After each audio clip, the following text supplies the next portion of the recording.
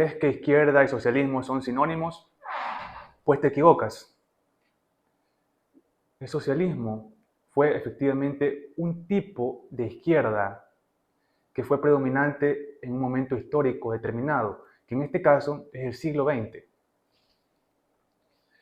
Pero cometemos un error si vemos a ambos términos como que si estuvieran en una relación de sinonimia, porque la realidad es que están en una relación de género a especie, es decir, de generalidad a lo concreto, donde esa generalidad o ese conjunto, esa familia es la izquierda y ese individuo o ese elemento concreto es el socialismo.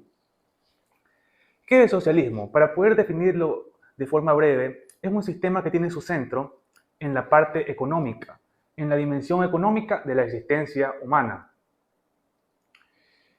Y por ello, bajo esa perspectiva, la ideología que propuso Marx se basa precisamente en un cambio, en una transformación que se da en esa esfera, en la esfera de lo económico. ¿Y cuál es esa gran transformación? La abolición de la propiedad privada. ¿Y cómo se lleva a cabo esa gran transformación? A través de un método que fue bien definido por Marx, que es la revolución violenta, la revolución armada, en la que tiene que haber derramamiento de sangre. Y solo de esa manera se va a llegar a obtener el poder del Estado y poder efectivamente abolir el sistema de propiedad privada para finalmente poder instaurar un sistema de propiedad colectiva y llegar ahora sí a esa utopía que es el comunismo, donde pues absolutamente todo es colectivo y es administrado, eso sí, por el Estado. Aunque, bueno, lo que escribió Marx fue que en algún momento también se llegaría a abolir al Estado, precisamente en esa etapa conocida como comunismo, pero eso nunca ocurrió, sino que siempre se quedó en la etapa del socialismo, donde pues la propiedad colectiva era efectivamente administrada por el Estado. Pero cuando pensamos en nueva izquierda, tenemos que ya alejarnos de esta idea que se encuentra muy probablemente muy arraigada en el imaginario colectivo, especialmente con aquel momento histórico conocido como la Guerra Fría, donde existía una potencia claramente capitalista, los Estados Unidos, una potencia claramente socialista, la Unión Soviética, y se los tenía como los representantes por excelencia, al uno de la derecha y al otro de la izquierda. Sin embargo, cuando hablamos de nueva izquierda, tenemos que dejar de pensar en economía y trasladarnos más bien al campo de la axiología y de la moral. Porque precisamente lo que se propone la nueva izquierda es subvertir el orden social basado en la axiología y la moral de inspiración cristiana. Esto pues se lleva a cabo paulatinamente en las décadas finales del siglo XX con pensadores como podría ser Michel Foucault, Simone de Beauvoir, los representantes de la Escuela de Frankfurt y Scholemit Firestone en Canadá. Por nombrar algunos de los representantes más seguramente que más han aportado a las teorías neoizquierdistas. Y en este caso, aparte del cambio de objeto, que pasa de la economía ahora pues a toda esta esfera de lo intangible, de los valores, de la moral, hay que también hablar sobre el método. El método que se propone ya no es una revolución violenta, que pues va a obtener el poder por medio de las armas, sino que es más bien una revolución cultural. Por eso es que también a la nueva izquierda se la conoce o se la identifica como el giro culturalista que da la izquierda, de la parte económica a la parte cultural. Y en este caso, lo que se busca instaurar como verdades incuestionables, aunque parezca paradójico, es al relativismo moral y al hedonismo. Esos son los dos grandes pilares del pensamiento neoizquierdista, que no existe ninguna verdad que pueda ser calificada como objetiva, sino que existirían meramente puntos de vista o interpretaciones. Por eso es que no es poco común escuchar a gente poco instruida que habla acerca de mi verdad, tu verdad, su verdad, porque precisamente han absorbido esta ideología neoizquierdista, muy posiblemente sin darse cuenta, y ahora pues forma ya parte de sus esquemas mentales. Pero las cosas, como sabemos, en el desarrollo de la historia nunca son tan sencillas. Y la nueva izquierda ha llevado a cabo una serie de estrategias que a continuación vamos a explicar. Pero todas estas estrategias están encabezadas por un método que tiene su origen en el marxismo, que es el de la relación de opresores y oprimidos. Marx lo interpretó como lucha de clases, pero en este caso la nueva izquierda hace una especie de reinterpretación donde ya no es una lucha de clases, sino que es una lucha entre distintos grupos que supuestamente tienen algo que reclamar a la civilización cristiana. Pero la estructura sigue intacta. Opresores y oprimidos. Por mencionar los ejemplos hegemónicos de nuestros días, el feminismo, oprimidas mujeres, opresores hombres, ideología de género, oprimidos marginalidades sexuales, opresores heterosexuales. En el caso del ambientalismo, opresores seres humanos, la especie humana en general, oprimida la naturaleza. Indigenismo, opresores, hombre blanco, oprimidos el indígena. Y así también podemos mencionar el caso del multiculturalismo. Los opresores son los nacionales de los estados y los oprimidos son aquellos migrantes, generalmente ilegales, que llegan a esos territorios. Y podríamos continuar con más ejemplos, pero por motivos de una mejor comprensión, vamos a limitarnos a estos que son los más comunes en nuestros días. Entonces es un constante relato de victimización. Y una vez entendido esto, es muy importante también comprender cómo se difunde este relato de victimización. Primero, pues, cabe mencionar que son los medios culturales, son las universidades, son los colegios, son los medios de comunicación de masas, las redes sociales, las series, las películas, la música, el arte, e inclusive la propia iglesia. Y esto que voy a decir es muy importante, porque en los últimos años la iglesia católica ha sido penetrada por la nueva izquierda, especialmente en los cargos más elevados de la jerarquía eclesiástica, donde pues ha existido un sinnúmero de pronunciamientos, de omisiones, es decir, que se ha guardado silencio cuando se tenía la obligación de hablar, lo que implica también pues una complicidad con algunos episodios que son sencillamente inaceptables, e inclusive con la emisión de ciertos documentos con aprobación papal, donde se transmiten mensajes ambiguos, pero que claramente buscan dar legitimidad, buscan dar vía libre para ciertas conductas que son absolutamente opuestas a la doctrina cristiana, a la doctrina de Jesucristo. Son, pues, comportamientos, desviaciones sexuales, ya sabrán a lo que me refiero, que son totalmente opuestas, incompatibles con lo que ha sido siempre la doctrina cristiana. Por lo que esta nueva izquierda ha penetrado por doquier. Y casualmente ese ha sido el motivo de su éxito. Pero también hay que mencionar una serie de estrategias que se han llevado a cabo precisamente haciendo uso del dominio de estos medios culturales. La primera es la manipulación de las palabras, también conocida como ingeniería lingüística. Aquí un ejemplo muy icónico es el término homofobia, donde se busca patologizar a cualquier persona que emita un criterio en contrario de la agenda de la ideología de género.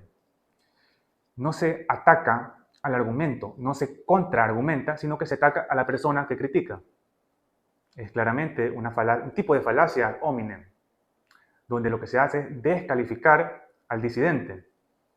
En este caso, una fobia es una patología, y que lo que se busca, pues, es decir, es una persona que está trastornada y por lo tanto lo que diga no tiene ningún valor.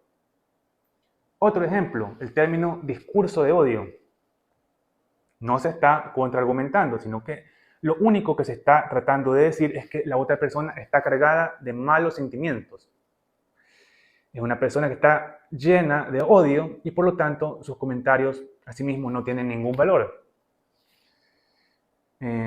Y también junto con este término del discurso de odio se suelen recurrir a viejos fantasmas como el nazismo, el fascismo, cuando las personas que utilizan estos calificativos muchas veces no tienen ni idea en qué consisten estas ideologías políticas. También debo mencionar al término derechos humanos.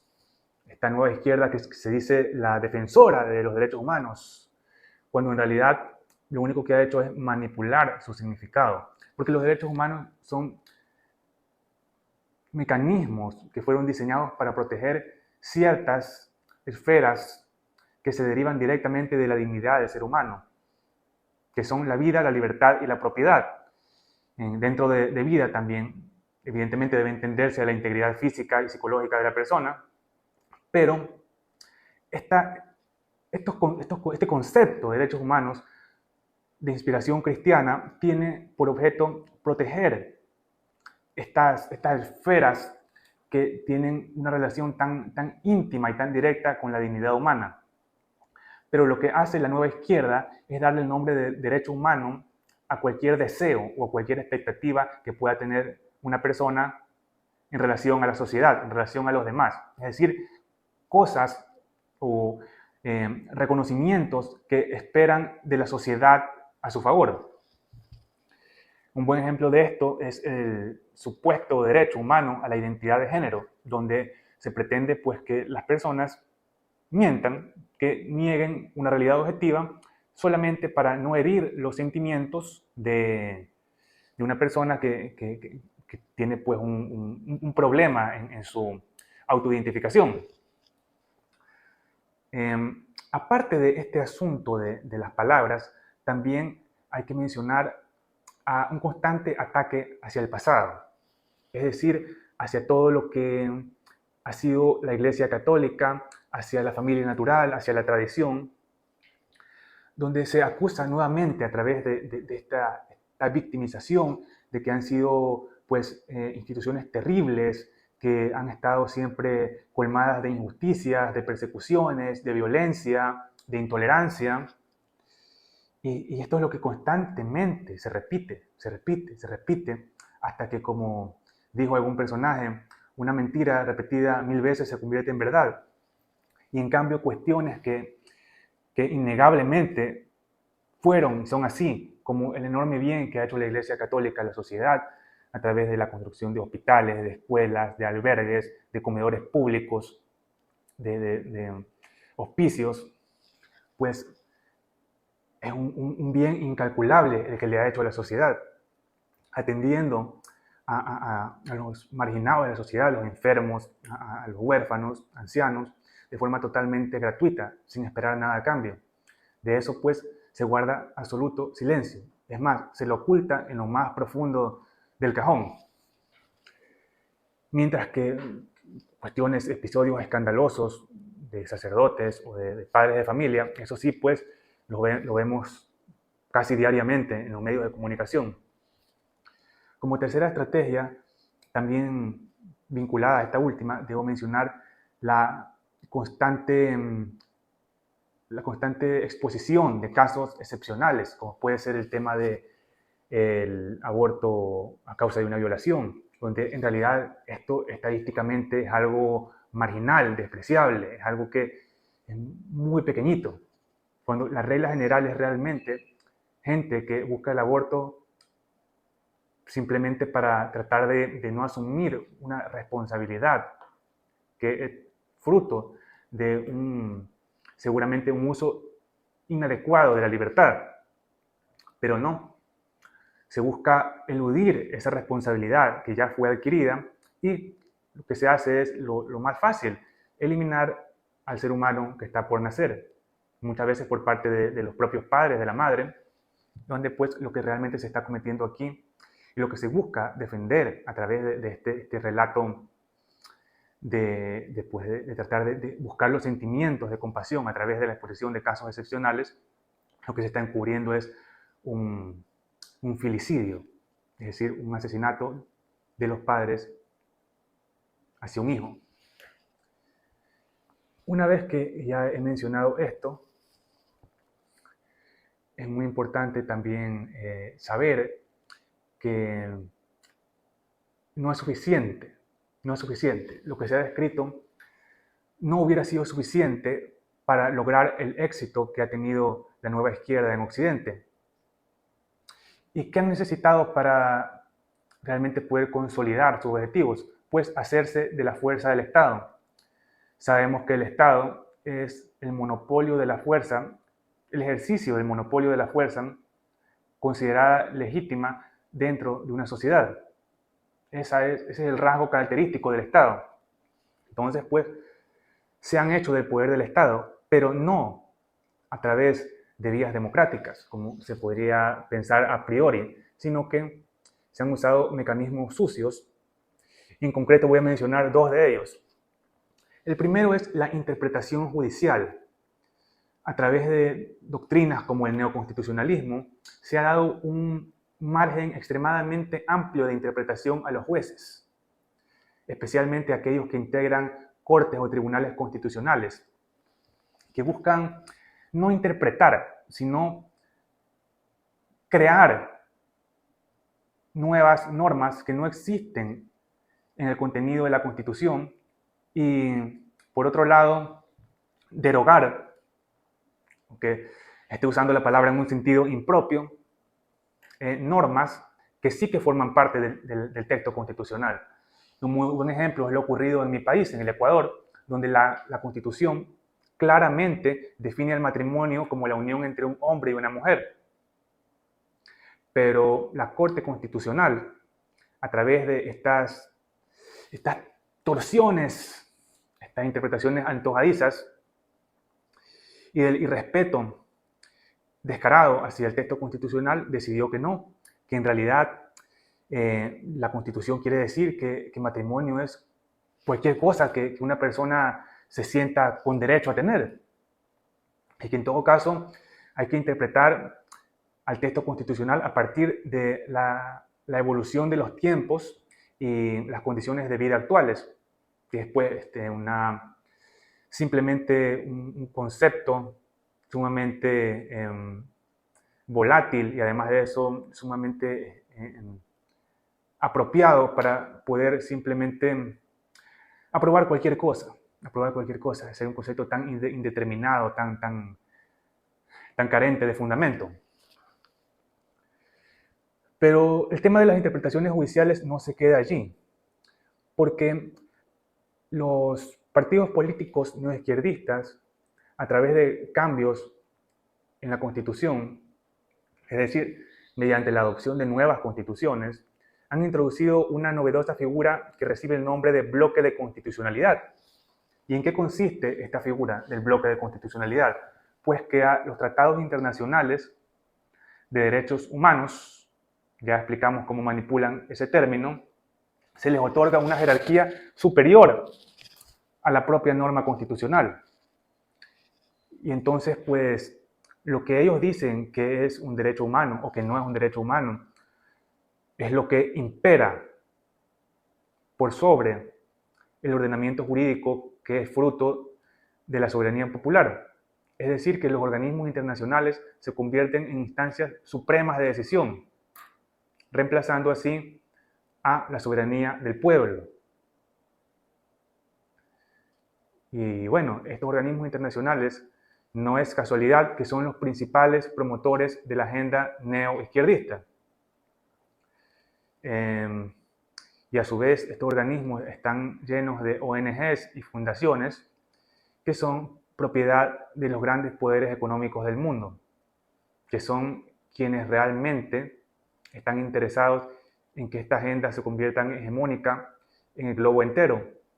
Y precisamente este sistema de dominación ha recibido el nombre de globalismo por parte de varios sectores de derecha, de verdadera derecha, quiero decir, donde se ha identificado este modus operandi que viene pues de una relación de poder que va totalmente de arriba hacia abajo, totalmente antidemocrático, donde estos organismos, como bien he dicho, a través de un lenguaje de derechos humanos, a través de un rostro sonriente, una actitud aparentemente amable, preocupada por los más débiles, por los necesitados, realmente lo que se pretende es promover estos proyectos que buscan destruir la familia, tirar a la basura toda la herencia cristiana e ir poco a poco descomponiendo la sociedad, desvinculando a los individuos de su historia, del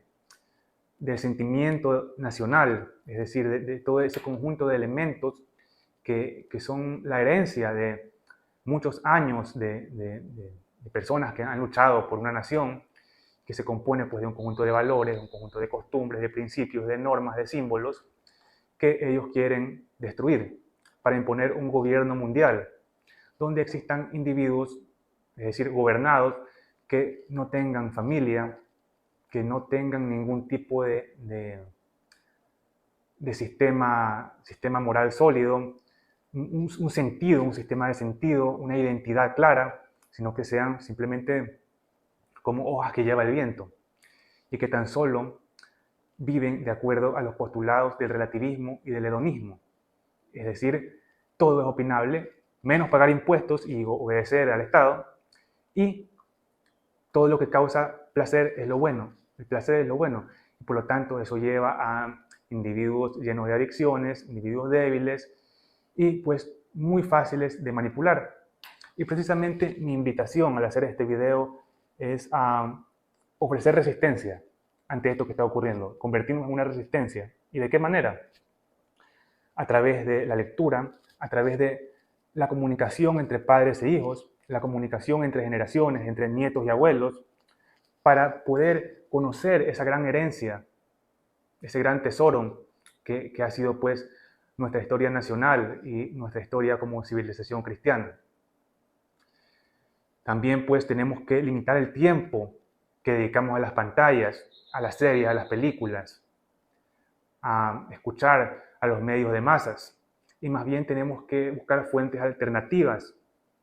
Tenemos que en lugar de dedicar nuestro tiempo de ocio a la pantalla, a la serie, a la película, a lo que es frívolo, a lo que es banal, más bien ir poco a poco cogiendo el hábito de la lectura, el hábito del deporte, la comunicación con la familia, con los hijos, saber qué es lo que realmente el otro piensa y no limitarnos simplemente a bromas estúpidas o a comentarios superficiales, sino que realmente ir recuperando esa comunicación e ir enseñando a los que no saben, a los más jóvenes, y corrigiendo a quienes están equivocados. Y dejar de tener esa confianza ciega en los colegios y universidades, porque no son centros de enseñanza, sino que son centros de adoctrinamiento, donde se vende un pensamiento único que está al servicio de la gente neoizquierdista. Te agradezco mucho haber escuchado este video. Comentarios, si tienes alguno, déjalo en la bandeja. Alguna pregunta también será muy bien recibida. Y me despido y nos veremos pronto. Chao.